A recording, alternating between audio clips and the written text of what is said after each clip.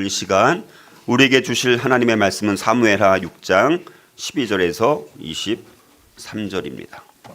사무엘하 6장 12절에서 23절, 좀 긴데요. 함께 우리 천천히 봉독하겠습니다. 시작.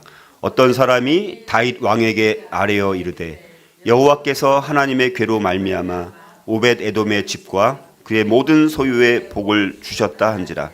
다윗이 가서 하나님의 궤를 기쁨으로 메고 오벳 에돔의 집에서 다윗성으로 올라갈새 여호와의 궤를 맨 사람들이 6걸음을 가매 다윗이 소와 살찐 송아지로 제사를 드리고 다윗이 여호와 앞에서 힘을 다하여 춤을 추는데 그때 다윗이 배 에봇을 입었더라. 다윗과 온 이스라엘 족속이 즐거이 환호하며 나팔을 불고 여호와의 궤를 메어 오니라. 여호와의 궤가 다윗성으로 들어올 때 사울의 딸 미갈이 창으로 내다보다가 다윗 왕이 여호와 앞에서 뛰놀며 춤춘 것을 보고 심중에 그를 업신여기니라. 여호와의 궤를 메고 들어가서 다윗이 그것을 위하여 친 장막 가운데 그 준비한 자리에 그것을 두매 다윗이 번제와 화목제를 여호와 앞에 드리니라. 다윗이 번제와 화목제 드리기를 마치고 만군의 여호와의 이름으로 백성에게 축복하고 모든 백성 곧 온 이스라엘 무리에게 남녀를 막론하고 떡 한 개와 고기 한 조각과 건포도 떡 한 덩이씩 나누어 주매 모든 백성이 각기 집으로 돌아가니라. 다윗이 자기의 가족에게 축복하러 돌아오매 사울의 딸 미갈이 나와서 다윗을 맞으며 이르되 이스라엘 왕이 오늘 어떻게 영화로우신지 방탕한 자가 염치 없이 자기의 몸을 드러내는 것처럼 오늘 그의 신복의 계집종의 눈앞에서 몸을 드러내셨도다 하니 다윗이 미갈에게 이르되 이는 여호와 앞에서 한 것이니라. 그가 내 아버지와 그의 온 집을 버리시고 나를 택하사 나를 여호와의 백성 이스라엘의 주권자로 삼으셨으니 내가 여호와 앞에서 뛰놀리라. 내가 이보다 더 낮아져서 스스로 천하게 보일지라도 내가 말한 바 계집종에게는 내가 높임을 받으리라 한지라. 그러므로 사울의 딸 미갈이 죽는 날까지 그에게 자식이 없으니라. 아멘. 잘 읽겠습니다. 네, 오늘 말씀의 제목은 이 다윗의 장막을 재건하는 예배 공동체라는 말씀으로 함께 말씀을 나누고자 합니다. 자, 우리 건강한 교회 생활, 우리 지금 전체 주제는 우리가 이제 교회 예배 처소를 옮기는 과정에서 우리가 중요한 이제 교회를 우리가 어떻게 섬겨야 되는지, 교회 생활을 어떻게 해야 되는지 이런 주제를 함께 살펴보고 있는데요. 그 중에서 우리가 이제 5가지 교회 기능이 있는데 그 중에 첫 번째 기능인 예배에 대해서 우리가 함께 우리가 살펴보고 있습니다. 그 예배 근데 예배가 너무나 중요하기 때문에 예배에 대해서는 좀 더 자세하게 우리가 신앙생활의 가장 중심이 가장 기본이 예배로부터 시작이 되는 거예요. 그러니까 예배에 대해서 우리가 정말 예배가 뭔지, 그래서 지난주에는 예배가 뭔지에 대해서 우리가 살펴본 거예요. 그렇죠? 예배에 대한 가장 기본적인 걸 살펴봤고, 자, 오늘 두 번째 시간인데요. 자, 그래서 우리가 지난주에 살펴본 것처럼 참된 예배의 축복과 또 약속은 하나님의 임재를 경험하는 것이죠. 그러니까 예배 가운데 제일 중요한 게 뭐냐? 하나님의 임재를 경험하는 것이 제일 중요합니다. 그래서 예배를 통해서 우리가 회개를 하게 되어지고 감격하고 감사와 감동과 기쁨, 자, 이런 것을 이제 경험하는 것이죠. 자, 그런데 우리 구약 성경에서 아주 중요한 하나님의 임재를 상징하는 세 곳이 있습니다. 구약 성경에서 하나는 이제 모세의 장막입니다. 모세, 우리 새벽 예배 계속 출애굽기를 통해서 살펴보는 게 성막에 대해서 살펴보잖아요, 그렇죠? 그 모세의 장막, 그리고 다윗의 장막. 오늘 우리가 살펴보는 다윗의 장막, 그리고 솔로몬 성전, 이렇게 세 가지가 나옵니다. 자, 그런데 이 세 곳 가운데서 하나님께서 가장 선호하신 것은 바로 다윗의 장막이었습니다. 사실 우리가 모세의 장막, 우리 성막에 대해서나 혹은 솔로몬 성전에 비하면 다윗의 장막은 별로 친숙합니까? 친숙하지 않습니까? 있는지도 몰라요. 그렇죠? 다윗의 장막이 있는지도 모릅니다. 사실 그만큼 친숙하지가 않습니다. 자, 그런데 이 다윗의 장막은 모세의 장막과 이 솔로몬 성전 사이에 약 40년 정도 존재했던 장막을 다윗의 장막이라고 합니다. 자, 그러니까 이 다윗의 장막은 다윗 왕이 하나님의 임재를 상징하는 언약궤를 예루살렘 지금 시온산 다윗성으로 모셔온 뒤에 그 안에 세운 예배 처소가 다윗의 장막입니다. 자, 다시 말해서 다윗의 통치 기간에만 제한적으로 존재했던 장막을 다윗의 장막 이렇게 부르는 것입니다. 그런데 하나님께서는 이 성경 말씀을 보면 이 다윗의 무너진 장막을 재건하시겠다라는 그런 말씀이 있습니다. 아모스 9장 11절 보면 이렇게 말씀합니다. 그날에 내가 다윗의 무너진 장막을 일으키고 그것들의 틈을 막으며 그 허물어진 것을 일으켜서 옛적과 같이 세우고, 이런 말씀이 있습니다. 자, 그런데 이 말씀을 인용한 말씀이 또 사도행전 15장 16절에 또 나옵니다. 그때 이제 예루살렘 공의회가 이제 초대교회 때 처음으로 이제 열려지게 되어지는데, 그 예루살렘 교회의 지도자였던, 그리고 예수님의 동생이었던, 또 야고보서의 저자였던 그 야고보가 이 아모스 9장 11절 말씀을 인용해서 이제 이렇게 말합니다. 이후에 내가 돌아와서 다윗의 무너진 장막을 다시 지으며 또 그 허물어진 것을 다시 지어 일으키리니, 이렇게 이제 말씀합니다. 자, 그렇다면 하나님은 왜 이 다윗의 장막을 다시 세우겠다, 왜 다윗의 장막을 재건하시겠다라고 말씀하셨느냐라는 겁니다. 굉장히 중요한 주제죠, 오늘 말씀이 사실. 자, 그래서 이 다윗의 장막은 굉장히 독특했습니다. 자, 언약궤가 보관되었던 다른 성소, 예를 들어서 모세의 성막, 그다음에 솔로몬의 성전에서는 예배자들이 휘장 뒤에 가려 있는 것을 예배해야 했습니다. 거기에 뭐가 있는지 본 적이 없습니다. 단지 대제사장만이 1년에 단 한 번 그 휘장 뒤로 들어가서 그 법궤와 언약궤, 그다음에 시은소, 자, 이런 거기서 우리가 딱 한 번 들어갈 수 있는, 자, 그런 경우밖에 없었습니다. 자, 그러나 이 다윗의 장막에는 경계를 이루는 그 어떤 휘장도 어떤 장벽도 없었습니다. 다윗의 장막에서는 모든 사람이 하나님의 영광을 다 볼 수 있었습니다. 예배자이든지 아니면 여행자이든지 혹은 이방인이든지 다 볼 수 있었다라는 거예요. 휘장이 거친 예배는 아무런 방해가 없는 하나님의 임재를 체험할 수가 있었습니다. 자, 그러므로 사도행전 15장 16절에 이 다윗의 장막의 회복이 의미하는 것은 영적으로 보면 하나님의 임재의 회복을 의미합니다. 다시 말해서 예배의 회복을 의미하는 거예요. 그러니까 이 다윗의 장막의 회복은 첫 번째는 이방인들의 구원입니다.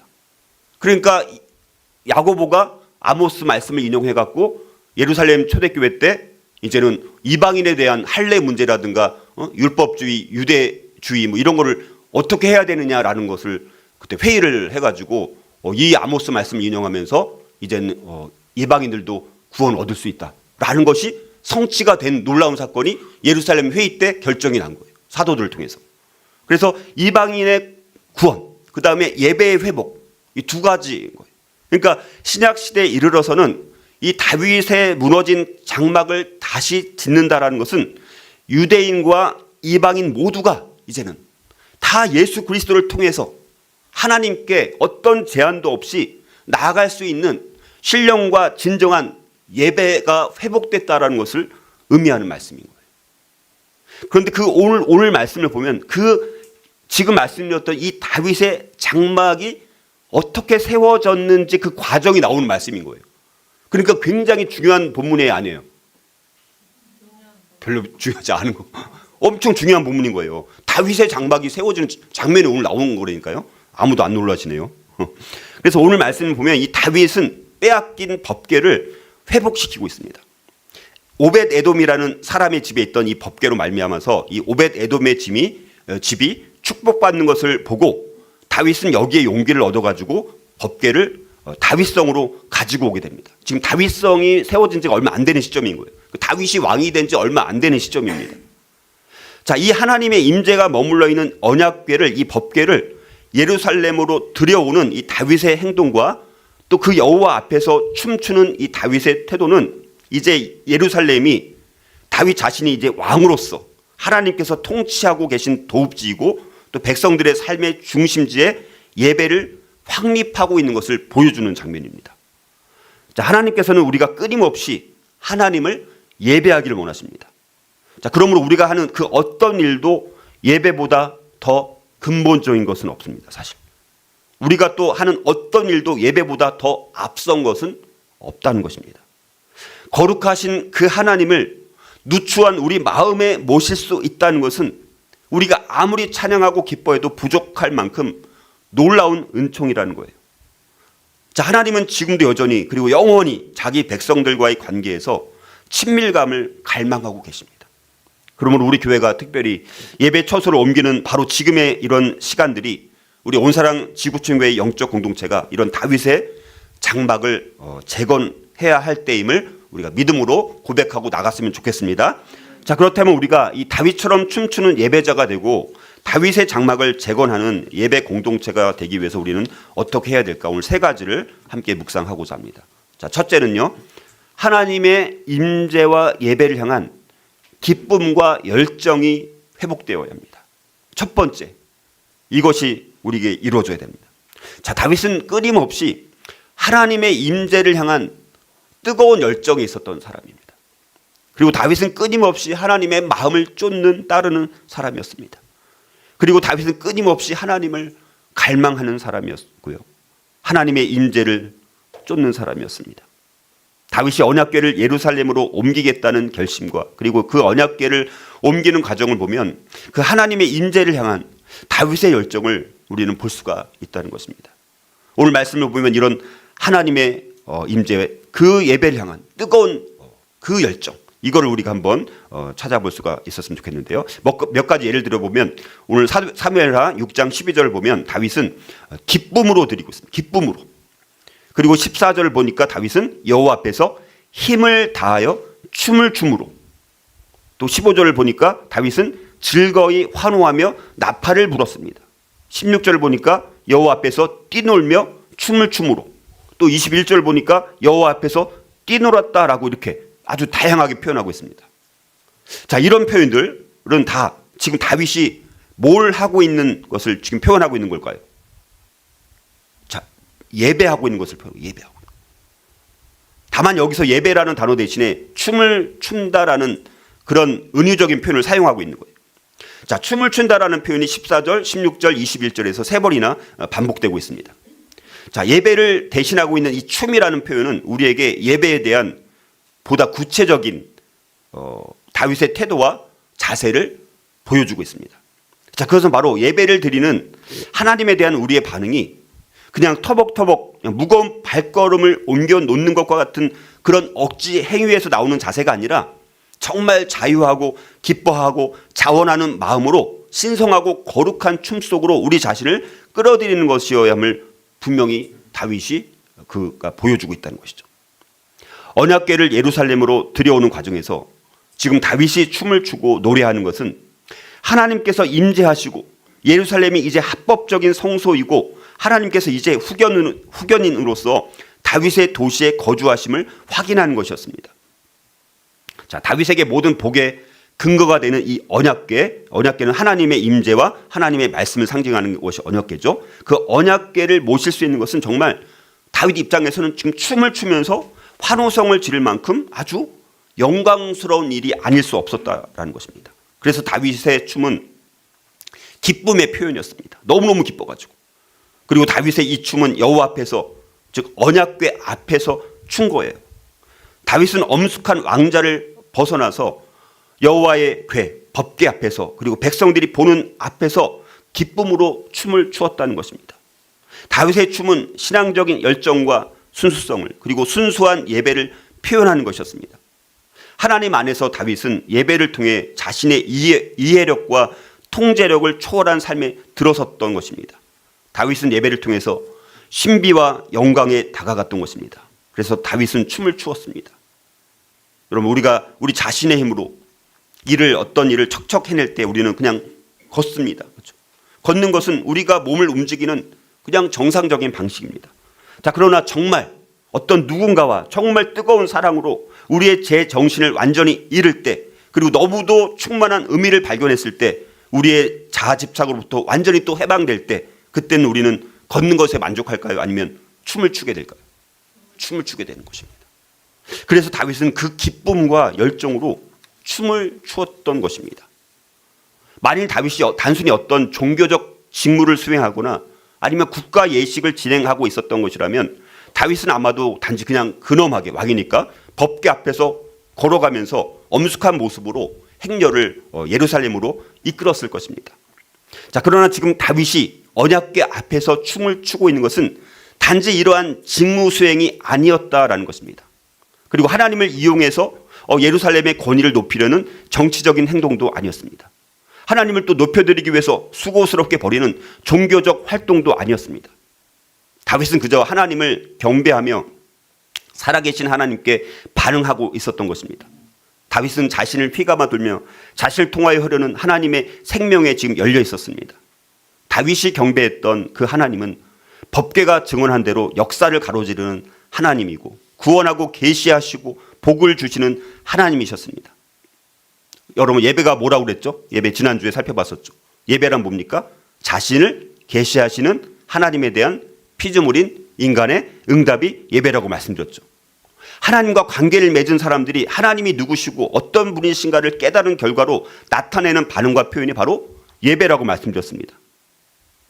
자, 지금까지 살펴본 것처럼 예배하는 다윗, 여호와 앞에서 힘을 다하여 춤을 추는 다윗의 모습을 보면 다윗은 한마디로 말해서 하나님을 향해서 열정적인 사람이었습니다.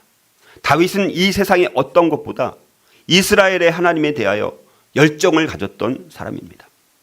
다윗의 장막을 하나님이 기뻐하시는 집으로 만든 기적이 가능했던 것은 지금까지 살펴보았던 것처럼 바로 하나님의 임재를 향한, 예배를 향한 다윗의 뜨거운 열정 때문이었습니다.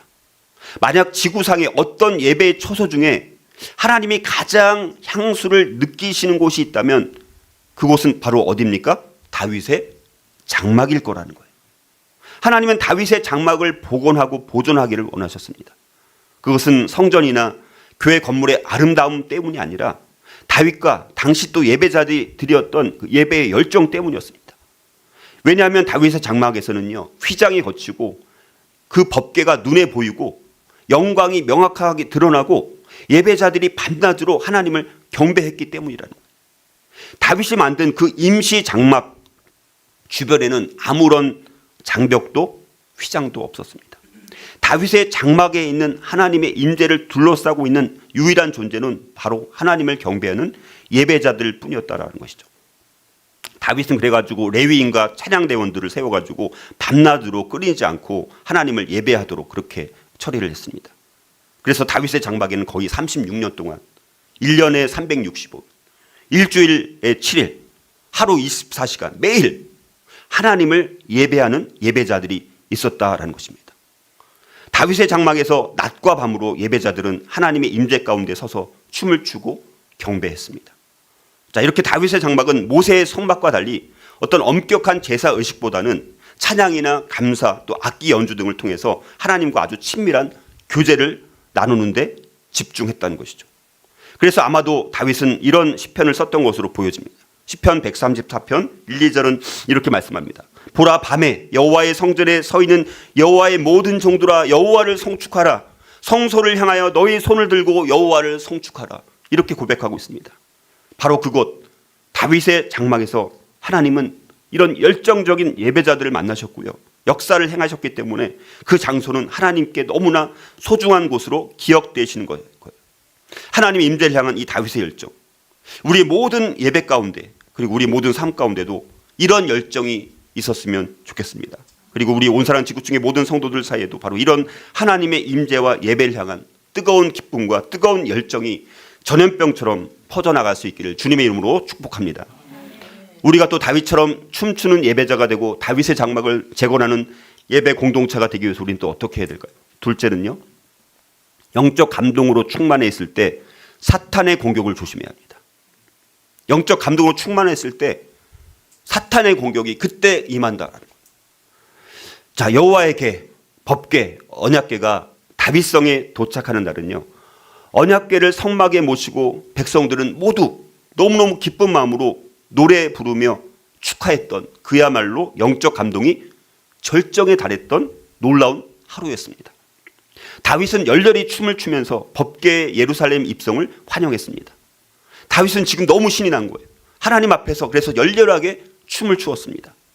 법궤의 운반의 날은 놀라움과 축제 그 자체였습니다. 참으로 이날은 모든 이들, 여호와 하나님도, 그리고 다윗도, 그리고 온 이스라엘 백성들도, 그리고 제사장들도 너무나 놀랍고 만족스러운 완벽한 최고의 날이었습니다. 자, 그런데 사무엘하 6장 16절을 보니까 바로 이때 사탄이 틈을 타고 있는 것을 보게 됩니다. 16절 같이 한번 읽어볼까요? 16절. 자, 시작. 여호와의 궤가 다윗성으로 들어올 때 사울의 딸 미갈이 창으로 내다보다가 다윗 왕이 여호와 앞에서 뛰놀며 춤추는 것을 보고 심중에 그를 업신여기니라. 자, 여호와 앞에서 춤을 추는 것은 참으로 너무나 좋은 일인데 다만 유독 한 여인만이 불편한 눈으로 다윗을 주시하고 있었다라는 거예요. 그녀는 바로 다윗의 아내이자 사울의 딸 미갈이었습니다. 자, 유일하게 미갈만이 이 놀랍고 완벽한 축제의 날에 홀로 제외되고 있다는 거예요. 자, 미갈은 다윗 왕이 옷이 흘러내리는 줄도 모르고 뛰놀고 춤추는 모습을 보면서 천하고 좋지 않게 생각하면서 심중에 다윗을 업신여겼던 것입니다. 자, 미갈은 다윗성에 입성하고 있던 하나님의 궤를 별로 중요하게 여기지 않고 있는 것이에요. 미갈은 하나님의 궤의 입성의 의미를 제대로 전혀 파악하고 있지 못했기 때문에 다윗 왕의 행동을 한낱 채신 없는 그냥 장난으로 그렇게 치부할 수밖에 없었던 것입니다. 자, 이뿐만이 아니었습니다. 다윗이 영적 감동에 도취되어서 집으로 돌아가서 가족들을 축복해 주었는데 다윗을 마중 나온 미갈은 사탄의 심부름을 오히려 하고 있는 것을 볼 수 있습니다. 자, 미갈은 일을 마치고 가족들을 축복하러 집으로 돌아온 다윗을 향해서 그 사무엘하 6장 20절을 보니까 다윗 왕을 조롱하고 아주 냉소적으로 경멸하고 있습니다. 이스라엘 왕이 오늘 어떻게 영화로우신지 방탕한 자가 염치 없이 자기의 몸을 드러내는 것처럼 오늘 그의 신복의 계집종의 눈앞에서 몸을 드러내셨도다. 이렇게 이야기를 합니다. 자, 미갈의 이 말은 미갈이 다윗을 향해서 참 채통 없이 당신 꼴이 보기 좋던데요? 라고 비난하고 있는 거예요. 자, 미갈의 말은 이스라엘에서 가장 높은 왕인 다윗이 마치 어리석기 짝이 없는 자처럼 가장 낮고 비천한 자들 앞에서 품위를 잃은 행동을 하고 있다는 내용의 불평이었습니다. 하나님 앞에서 어린아이와 같이 즐거워하는 다윗을 비난한 이 미갈의 행동에는요, 여호와 하나님을 경멸하는 그런 성향이 포함되어 있는 것입니다. 자, 미갈의 이런 냉소와 분노의 비난과 조롱의 말은 아마도 다윗의 자존심을 긁어 놓았을 것입니다. 자, 여러분들, 우리가 산이 있다는 것은 뭐가 있다는 거예요? 골짜기가 있음을 의미하는 거예요. 우리가 영적인 감동으로 충만히 있다 보면 어느새 사탄이 우리를 치고 들어와서 들떠있던 우리의 마음은 여지없이 깨지고 마는 경험을 할 때가 얼마나 많이 있느냐라는 거예요. 그래서 우리가 영적으로 산 꼭대기에 높이 오르면 오를수록 곧 이어지는 사탄의 시험과 그에 따른 우리의 영적인 추락도 아주 빠르게 추락한다라는 거예요. 참으로 슬픈 일이지만 늘 우리는 이런 경험을 하는 거예요. 너무 영적으로 충만했던 것 같아요. 근데 금방 추락을 합니다. 하나님의 은혜가 강하게 역사할 때 언제나 사탄은 가만히 있지 않고요, 시기에서 우리를 공격합니다. 그런데 그것도 특히 모르는 사람을 통해서 공격하는 것이 아니라 가장 가까운 사람, 가장 믿을 수 있는 사람을 통해서 우리를 참소한다는 것이 문제입니다. 자, 그러면 우리의 삶 가운데 영적인 감동으로 충만했을 때, 이 성령의 기름 부으심이 충만한 예배를 드리고 났을 때 항상 우리는 오히려 사탄의 공격을 조심해야 되는 것입니다. 자, 그런데 대개 이런 영적인 감동과 흥분 이후에는 우리 자신을 방어할 능력이 없어지기 때문에 이런 비난에 큰 타격을 받게 됩니다. 보통은 다윗은 미갈로부터 이런 조롱과 경멸을 받은 것으로 여길 수도 있었죠, 당연히. 자, 그러나 다윗은 이 미갈이 이렇게 하는 이유를 정확하게 꿰뚫고 있었습니다. 다윗은 미갈 속에 바로 사울의 피가 흐르고 있어가지고 하나님의 기름 부음 받은 자를 시기하고 참소하는 마음이 있었던 것을 잘 알고 있었습니다. 그래서 다윗은 미갈의 참소를 정면으로 대결하여서 물리쳐 버릴 수 있었던 것입니다. 사무엘하 6장 21절 22절 말씀을 보면 이런 아내 미갈의 비판에 대해서 다윗은, 자, 그게 여호와 앞에서 한 것이다. 자신이 행한 것은 여호와 앞에서 한 것이다. 자신은 아이처럼 겸손한 자를 높여서 백성의 주권자로 삼으시는 하나님 앞에서 언제든지 뛰놀 것이라고 대답을 하고 있습니다. 다윗은 나는 당신 보라고 춤을 춘 게 아니야. 나를 왕으로 세우신 여호와께 내가 너무나 감사해서 하나님 보시라고 나는 춤을 춘 거야. 그렇게 밝히고 있는 것입니다. 다윗의 태도는 하나님을 기뻐하다가 그분 앞에서 조금 망가지는 게 뭐 그리 대단한 문제가 되는 거야. 이런 반응으로 하나님 앞에 춤을 추면서 하나님을 기뻐했던 것입니다. 여러분, 하나님께서 이런 다윗을 얼마나 귀하게 여기셨을까요? 왕의 채통과 상관없이 하나님 앞에서 어린아이가 부모 앞에서 하는 것처럼 정말 진실되게 행동한 다윗은 오히려 비난이 아니라 칭찬을 받아야 마땅합니다. 또한 다윗은 미갈의 판단을 논박하면서 비록 다윗 자신이 여호와 앞에서 더 낮아져서 채신 없는 행동을 할지라도, 그리고 그것이 미갈의 눈에 경멸스럽게 보일지라도 하나님의 백성들은 오히려 그런 다윗 나 자신을 사람들도 하나님도 나를 높일 것이고 더 존경을 받게 될 것이라고 응수를 하고 있는 거예요. 오히려 다윗은 이스라엘과 여호와 하나님의 높임을 받고 있다는 것입니다. 다윗은 참으로 자신을 낮추는 자이지만 하나님의 힘에 의해서 높임을 받고 있습니다. 다윗의 고백대로 하나님은 어린아이같이 하나님을 찬양하는 다윗을 높여주셨습니다. 우리 그리스도인들이 누리는 하나님의 임재의 환희와 감격은 결코 세상 사람들이 이해할 수 없는 거예요.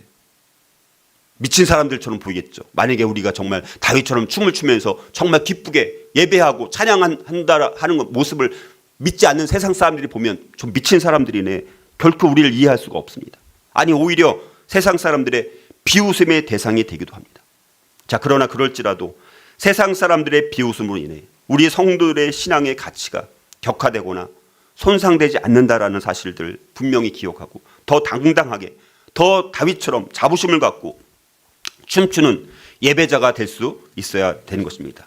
자, 왜냐하면 세상 사람들이 비웃는 그 모습을 오히려 하나님은 기쁘게 보시고 선히 보시기 때문이라는 것이죠. 자, 예배에 대한 이 미갈의 태도는 예배의 상황 중에 있으면서도 미갈은 예배하지 않고 비판적인 예배를 관찰했습니다. 비판적으로 예배를 관찰하는 거예요.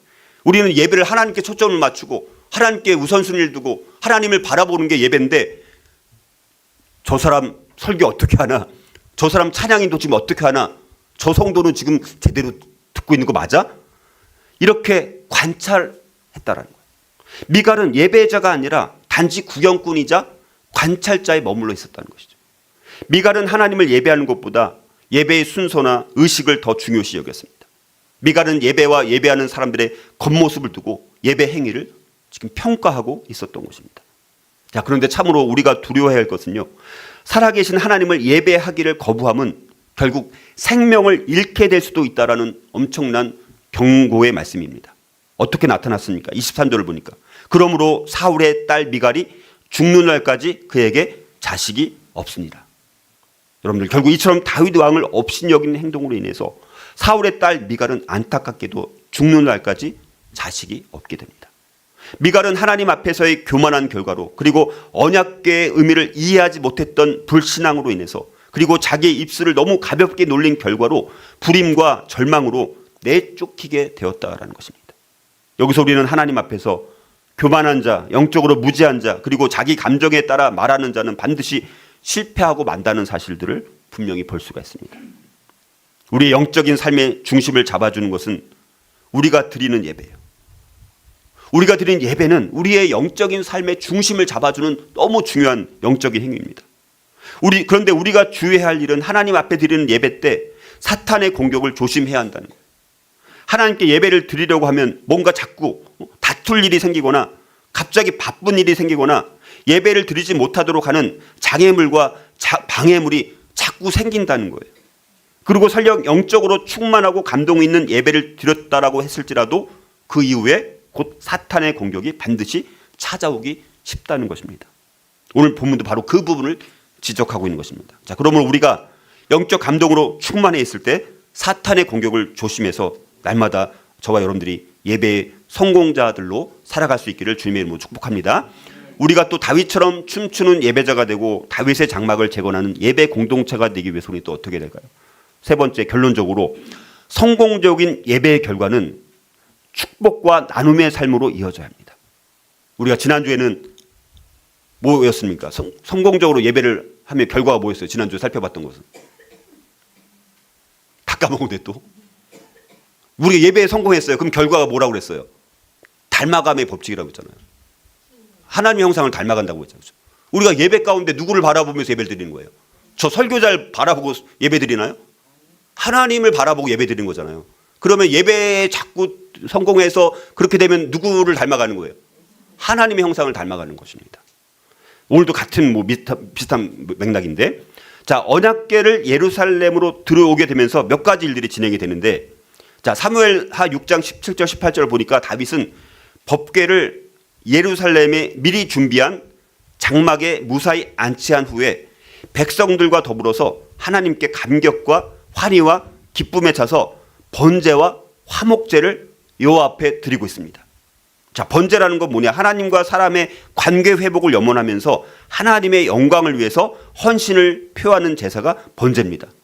자, 그리고 화목제는 하나님과 사람 사이의 교제와 교통을 염원하며 그동안 소원했던, 멀어졌던 하나님과 이스라엘 간의 관계가 하나 되게 해달라는 간구를 의미하는 제사가 또 화목제였습니다.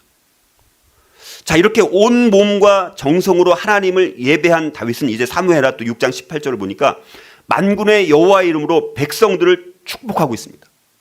다윗이 번제와 화목제 드리기를 마치고 만군의 여호와의 이름으로 백성에게 축복했다 이렇게 말씀합니다.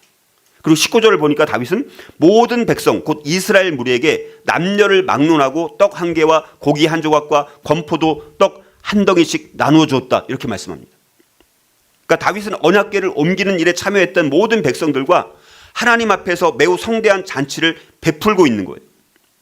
자, 이처럼 모든 백성들이 화목제로 제사드린 음식을 또 함께 나누어 먹는 것은 그들이 이 제사를 통해서 이제 하나님과 화목하게 되었고 그 결과로 그들이 하나님 안에서 이제 연합되었음을 의미하는 것입니다. 자, 그리고 이것은 이제 이스라엘 온 백성이 정치적으로 뿐만 아니라 하나님과의 관계에 있어서도 진정으로 하나 된 통일 왕국을 이루게 되었다라는 중요한 의의를 갖게 되는 것입니다. 자, 그러므로 감격에 찬 다윗은 화목제를 통해서 풍성한 음식을 준비해서 모든 백성들의 삶에도 실제적인 복을 나누어 주고 있는 거예요. 결국 이러한 다윗의 태도는 언약궤의 예루살렘 안치가 이제 하나님께서 함께 하신 결과임을 고백하는 것이고 이것은 결코 다윗 개인만의 기쁨이 아니라 온 이스라엘 백성 모두의 기쁨이라는 사실을 강조하고 있는 거예요. 다윗 왕이 참석한 모든 백성들에게 떡과 고기와 건포도를 나누어 주었다는 것은 이날이 이제 큰 절기였고 큰 축복의 날이었음을 우리가 알게 합니다. 즉 다시 말해서 법궤를 옮긴 이 날은 영육간으로 이제 축복이 넘치는 최고의 잔칫날이었던 것입니다. 그리고 이제부터 하나님은 영원히 예루살렘에만 머무시며 하나님의 백성들을 축복하고 돌보실 것이고 앞으로 앞으로 하나님의 선하심이 주의 백성의 모든 필요를 풍족하게 채워주실 것을 고백하고 있는 거예요. 자, 그래서 다윗 왕은 하나님 앞에서 받은 이 영적인 축복을 백성들이 집에 그 먹을 것으로 가져가게 했던 거예요. 그러니까 다윗의 영성은요 진짜 최고입니다. 최고. 다시 말해서 법궤에서 받은 이 부스럭이라도 가족과 나누라는 것이었습니다. 그래서 온 이스라엘에 하나님의 축복이 넘치게 되었던 것입니다. 자, 그러고 나서 사무엘하 6장 20절 말씀 보니까 다윗은 이제 자기 가족을 축복하러 돌아오고 있다라고 말씀하고 있습니다. 자, 이렇게 우리가 정말 예배에 성공할 수만 있다면 이처럼 자기 주변에 있는 모든 사람들을 축복하는 삶을 살게 되었습니다. 참된 예배의 결과는 하나님의 형상을 또 닮게 되어 있고요. 주님으로부터 받은 은혜를 이제 여러 사람들과 함께 나누게 되어 있습니다. 얼마나 중요한 거예요. 우리가 예배의 성공자가 되면 우리가 그 받은 축복을 나누어주는 사람이 될 수 있다는 거예요. 근데 예배에 실패한다라면 나눠줄 게 없는 거예요. 물론 다른 걸 줄 수는 있겠지만 그것이 진짜 축복을 나누는 삶이 될 수 없다는 거예요. 그래서 우리가 나와 여러분들은 정말 어떻느냐라는 거예요. 예배에 정말 우리가 성공하고 있느냐. 예배의 결과로 정말 하나님 형상을 닮아가고 있느냐. 예배의 결과가 정말 축복과 나눔의 삶으로 이어지고 있는가라는 것입니다. 아니면 예배 자체가 너무 힘들어요. 예배 나오는 게 너무 힘들어요. 예배를 드리면서도 예배를 드리고 나서도 내 삶조차도 감당하기 너무나 어렵지 않느냐라는 것입니다. 오늘 우리는 다시 한번 이 말씀을 통해서 예배의 회복을 경험하기를, 그래서 하나님 앞에 다시 소망하고 결단하고 우리의 예배의 삶을 통해서 그 결과 축복과 나눔의 삶을 살아가는 걸로 이어질 수 있기를, 하나님의 형상을 닮아갈 수 있기를 주님의 이름으로 축복합니다. 우리가 다시 한번 예배 처소로 옮기는 이때 예배에 대한 사모함이, 갈망함이, 또 예배에 대한 뜨거운 기쁨과 열정들이 다시 한번 회복되었으면 좋겠습니다. 저와 여러분 오늘 말씀처럼 춤추는, 그래서 예배자 다윗을 본받아서 바로 이런 춤추는 예배자를 통해서, 그리고 다윗의 장막을 재건한 우리 교회 공동체, 한 사람만이 아니라 우리 교회 공동체 모든 성도들이 함께 다윗의 장막을 재건하고자 하는 그 뜨거운 열정으로 다시 한번 우리가 전진할 수 있기를 주의 이름으로 간절히 축복합니다.